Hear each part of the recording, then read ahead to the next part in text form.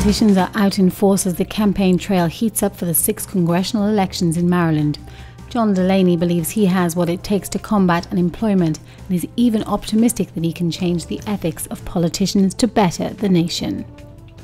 Welcome to Headline News. Mr. Delaney, thank you so much for joining me today. Thank you for having me, Rachel. Thank you for finding time. It's a busy time with the campaign. It is busy. We're thrilled that you're here with us. My pleasure. How does the son of an electrician aspire to be part of Congress? When did this interest start? I would say my interest in entering elected office or elected public office probably started about 5 or 10 years ago when I started to think about the next chapter in my life, because my career had been in business, and I'd started 2 companies here in Maryland and had a successful business career, and I started thinking about the next chapter of my life and trying to find a way to give back to the community in a deeper fashion than I had been doing with my community service work. So I started thinking about it 5 or 10 years ago, and it led to this opportunity. What is important to you moving forward in your campaign? What's the key driving issues that if you could change in a heartbeat you would? Sure. So I think it's 2 things. I think the first thing I would change is the motivation of our elected public officials. I'm doing this, I believe, for the right reasons, and I think elected officials should be serving for the common good of all citizens. And too often we have elected public officials who are making decisions or serving for their own careers or for narrowly defined special interests. And I think that's the fundamental and central problem we have with our government right now. The motivation of our elected officials is not in line with the interest of the country. So that's what I would do in terms of governance or the structure of government. In terms of specific things, I think the main issue the country's facing are the employment challenges we have.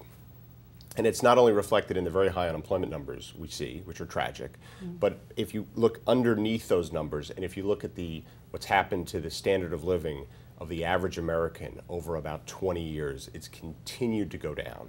And I think we can reverse those trends, but we need new policies that position the country to be more competitive and to attract the kind of jobs we need. And as someone who's created 2,000 jobs in Maryland and who's been an entrepreneur and knows what it takes for businesses to grow and succeed, I think that's an issue I can really put my shoulder behind. Of course, we know that unemployment, it's almost like this infectious disease. You know, it creates so many economic problems all around. Do you think that someone who's been described as being a fairly wealthy chap and very successful in business with this huge entrepreneurial spirit, which is admirable, do you think that you're in tune with the average person in the street? I think I'm totally in tune. You know, I grew up in a household where my parents didn't go to college. My father was a union electrician, so I come from very much a working class family. And it still defines who I am. And it still frames my value system, and it still frames how I think about the world. And I've always considered myself you know, part of my community. And I feel very close to my community, and my wife and I have done a lot of community service, and we just feel like we're part of the fabric of our community. And the fact that I was in business or not in business is really not, I don't think it's all that relevant to the reason I'm entering public service. Are you pro-life or pro-choice, Mr. Delaney? I'm pro-choice. Todd Akin, of course, had some very different views to yours on the bill banning abortion in the cases of rape. You recently reached out to Congressman Bartlett on this issue. What was his reaction? Well, I asked the congressman to denounce the statements that were made, which I viewed as tragic and terribly unfortunate, particularly as a father of 4 daughters. Of course. And I framed it around, you know, it's almost not about choice. It's about putting, you know, rape is not a choice, and putting any qualifications on such a horrific, horrible, devastating act is just wildly inappropriate. And I asked the congressman to denounce his statements, which he did, which I was pleased about. But they had co-sponsored legislation in the past around this issue, so that's why I asked the congressman to do that. Do you believe that the government should really have any say in these kind of issues and what us as women or individuals, I mean, do? Is this really an issue that politicians should be meddling in? I don't think it's an issue the government should be involved in. I particularly don't think it's an issue that men should be involved in. I mean, I think it's a woman's issue. Look, I'm Catholic, and my personal views and the personal views my wife and I have about this issue are consistent with our church in terms of how we would behave personally. But that doesn't mean those views should be imposed on the broader citizenship. And so that's kind of how I frame the issue, which is it's not our decision. The law of the land is choice, and that's the way it should stay. Even if your personal views may differ from that in terms of how you'd exercise this decision in your own family, which ours would be different than my broader political views. Of course. Job creation has been a huge driver for you in this campaign, very important to you. It was part of your work at Capital Source. You helped to create thousands of jobs. Tell me a little bit briefly about Blueprint. Blueprint Maryland. So a few years ago, I became very concerned about the future job trends in the state of Maryland. And what I was focusing on was how the state is overly dependent upon the federal government.